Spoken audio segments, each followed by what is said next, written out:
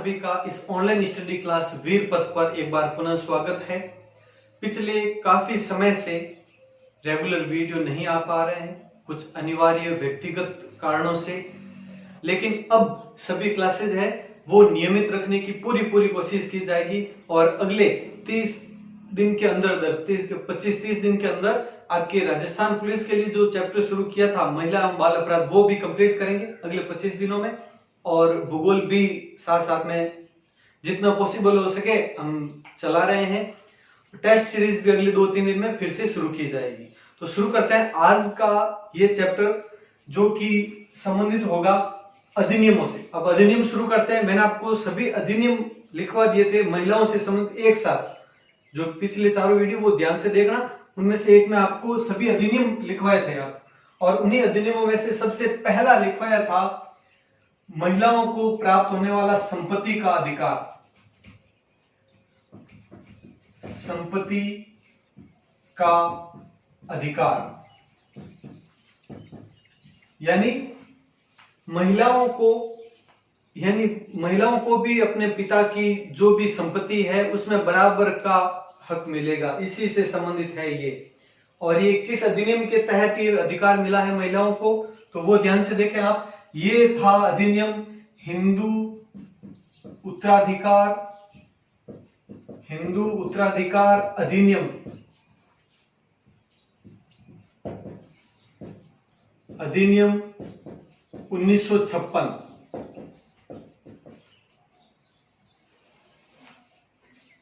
हिंदू उत्तराधिकार अधिनियम 1956, इसके अंतर्गत है वो महिलाओं को ये अधिकार प्राप्त हुआ है। इसमें संशोधन भी हुआ था, उसके बारे में भी बताऊंगा। अभी पहले ये ध्यान से समझ लें क्या है, किससे संबंधित है और इसमें कितने भाग है, कितना अध्याय वगैरह है, वो धाराएं सब पढ़ लेते हैं। तो हिंदू उत्तराधिकार अधिनियम 1956 ये कब पारित हुआ, पहले तो ये देखो ये घोषित कब हुआ।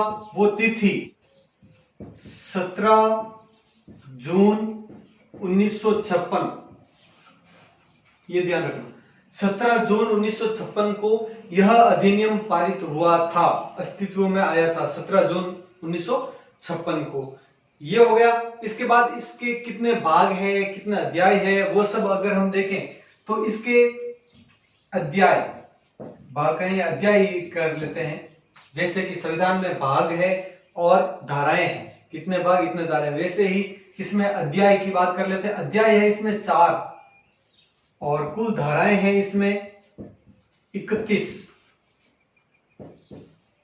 4 अध्याय और उन्हीं 4 अध्यायों में क्या है, 31 धाराएं हैं। किस तरीके से वो भी देख लें एक बार। जैसे कि बात करते हैं हम अध्याय फर्स्ट, सेकंड, थर्ड और फोर्थ, चारों की बात करें किस अध्याय में क्या है वो भी देख लेते हैं एक बार शॉर्ट में। अध्याय फर्स्ट है, उसमें है धारा 1 से लगाकर 4, ये भी देख लेना। धारा 1 से लगाकर 4 तक, ये हो गया क्लियर। अब और क्या है देखो, धारा अध्याय 2 में, अध्याय 2 इसमें धारा 5 से लगाकर 29 तक जितने भी है सब के सब इसमें ही। धारा 5 से लगाकर 29 तक अध्याय 2 में है। उसके बाद में इसमें सिर्फ एक ही है, वो कौन सी, धारा 30, और इसमें है कौन सी, धारा 31। बस ये एक ही है। किससे संबंधित है वो देख लेते हैं इनके बारे में। तो धारा 1 से 4 जो कि अध्याय प्रथम है, तो अध्याय प्रथम में है वो है प्रारंभिक।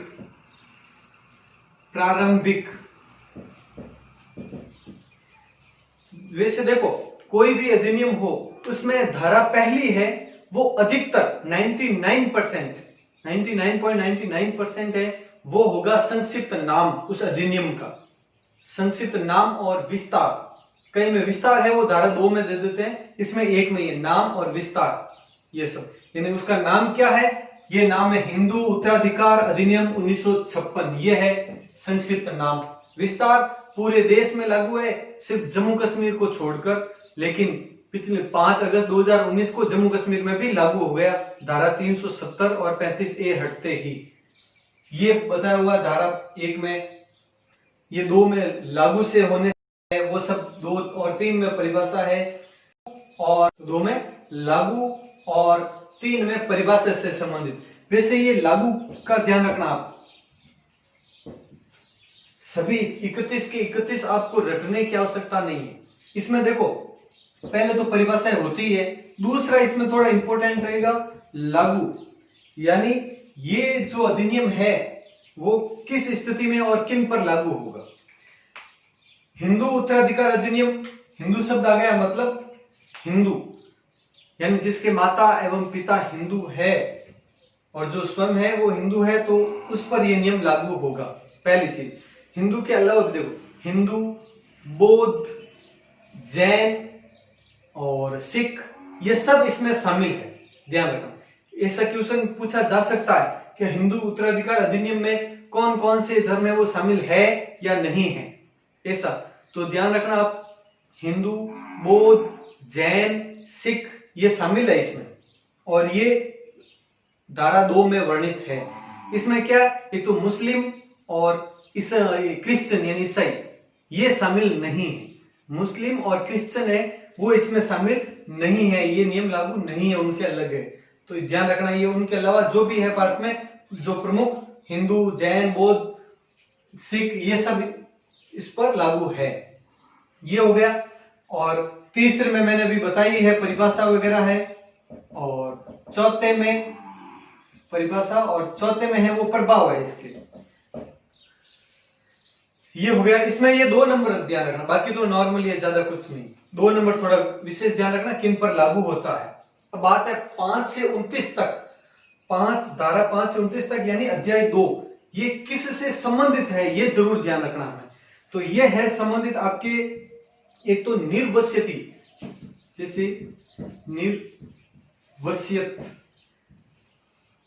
निर्वस्यत उत्तराधिकार,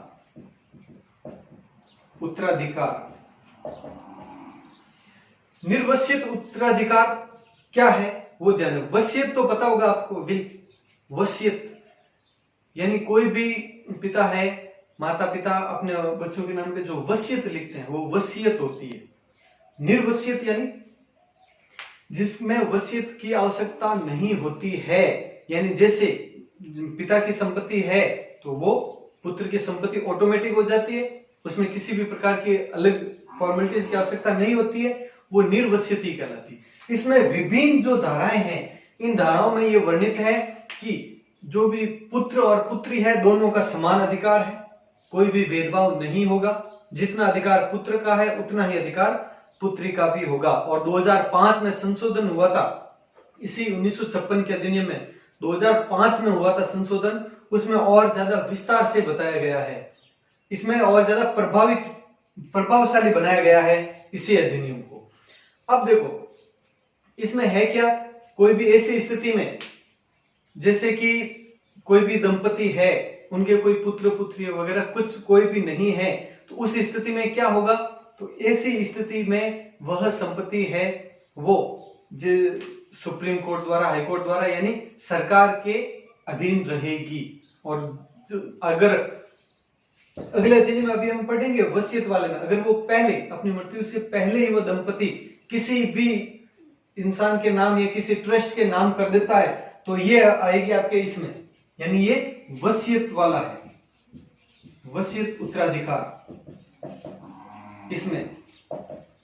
अब जो निर्वसियत वाला है वो अगर ऐसी स्थिति में, कई बार ये क्वेश्चन जो पूछे जाते हैं किस तरीके से, देखो कि अगर किसी भी बच्चे का जन्म नहीं हुआ हो, गर्भावस्था में हो बच्चा, और ऐसी स्थिति में उसके पिता की मृत्यु होती है तो वसीयत किसके नाम होगी, क्या होगा, तो उसमें भी वही नियम है। ये क्वेश्चन पूछा गया था, तो किस हद तक होगी, क्या होगा, तो वो भले ही अगर उसका जन्म हुआ हो या नहीं हुआ हो, उसका ही पुत्र है तो उसके नाम ऑटोमेटिक हो जाएगी। अगर किसी के नाम वसीयत दूसरे के नहीं किए तो पुत्र और पुत्रियों के नाम हो जाएगी।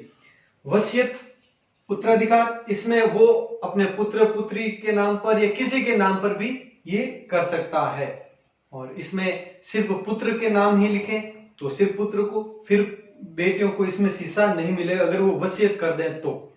यहाँ पे हम बता रहे हैं संपत्ति का अधिकार जो महिलाओं को प्राप्त है, अगर वसीयत में सिर्फ बेटे के नाम लिख दें तो वो फिर उसमें बेटी का अधिकार नहीं होगा, लेकिन इसमें वसीयत नहीं लिखें तब तक होगा शामिल। अब ये धारा 31 और जो लास्ट है वो निरसन का प्रावधान है, और ये सभी अधिनियमों में आएगा निरसन। निरसन क्या होता है? निरसन का अर्थ होता है रद्द करने की प्रक्रिया, रद्द करने की या हटाने की प्रक्रिया, उसे निरसन कहते हैं। ध्यान रखना, ये बार बार बताने की आवश्यकता नहीं पड़े, सभी अधिनियमों में होगा ये कि निरसन। और निरसन अधिकतर जैसे मैंने बताया था, पहला है वो प्रारंभिक होता है, संक्षिप्त नाम होता है 99.99%।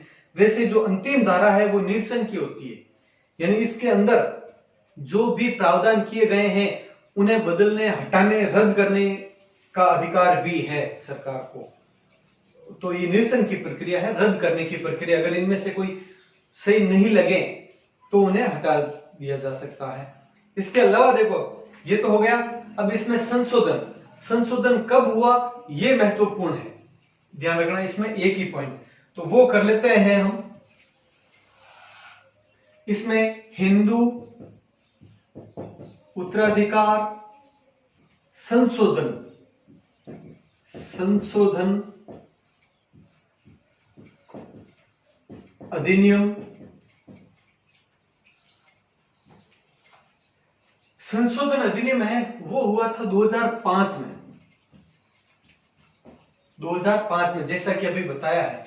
ये सभी जो प्रक्रिया चल रही है, ध्यान रखना, 17 जून 1956 को तो बना था, उसके बाद में ये आगे से आगे पॉइंट धाराएं यही है। बस इसमें कुछ एक प्रावधान ऐसे जोड़े गए हैं जिनमें कि महिलाओं को और ज्यादा अधिकार मिल चुका है, इनमें उन्हें ठोस अधिकार दिया जा चुका है।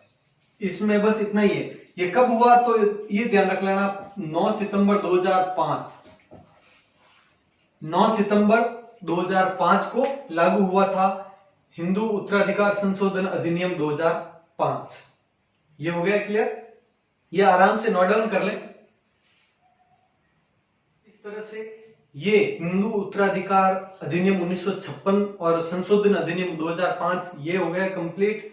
और अब अगले वीडियो में हम करेंगे जो मानव तस्करी निवारण अधिनियम है उससे संबंधित भी करेंगे, और एक 2018 का अधिनियम तस्करी से संबंधित है वो भी करेंगे। 1956 का अधिनियम अनैतिक व्यापार से संबंधित, 1956 का अनैतिक व्यापार निवारण अधिनियम, और एक होगा मानव तस्करी निवारण अधिनियम।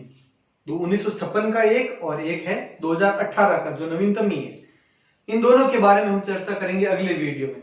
और ध्यान रखना, जो अभी मैंने आपको बताया है, जो भी पढ़ाया है, इसका जो अगर आपको डिटेल एक एक धारा के बारे में डिटेल है चाहिए तो मैं आपको टेलीग्राम ग्रुप और टेलीग्राम चैनल अपना जो बना हुआ वीरपत का उसमें, और जो चारों व्हाट्सएप ग्रुप है उन सब में मैं अवेलेबल करवा दूंगा आपको।